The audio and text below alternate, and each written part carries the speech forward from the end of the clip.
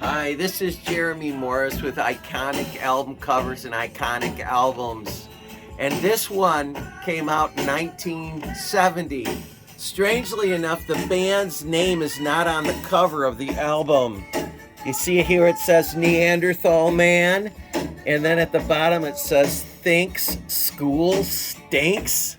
Well, this is a desk that's been carved into, and this was a cool idea for an album cover in 1970 because I was in junior high, and yes, I did think the school stinks. So I could really relate to this cover. What you're hearing in the background is the hit song from the album called, you guessed it, Neanderthal Man. And this was a hit on the radio, so I went right out and got the album as a young teenager. And so the band's called the Hotlegs. Here's a picture of the guys on the back. One of the guys in the band, his name was Eric Stewart, and he had previously been in a band called Wayne Fontana and the Mindbenders. They had a hit called The Game of Love. That's another story for another time. But let's talk some more about this album cover with the desk. Came out in 1970. There was a famous band that later ripped off this cover and copied it. And the name of that band is Alice Cooper. And I'd like to show you what they did. I'm going to go over here and pull it out. You can see this cover and compare.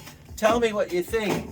Alice Cooper came out later with an album called School's Out. You can see it over here. And what do you see again? The album desk with carving into it. So who came first? You guessed it, the Hotlegs came first. And I think there's a very good chance that the Alice Cooper band saw that cover when they released School's Out. So let's show you one more thing by the Hotlegs. So this album came out in 1970, and then it was reissued in the UK in 1976 with a different name and a few extra tracks added.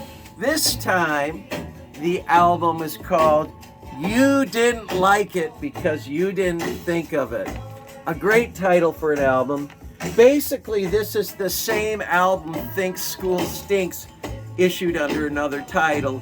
And I love this cartoon dude on the back. Well, look at that.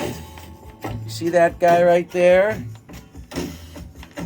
And lastly, what I'd like to say is the Hotlegs later changed their name. Same guys changed their name to 10cc. That's another story for another time, but 10cc ended up being 10 times more successful than the Hotlegs. See you next time.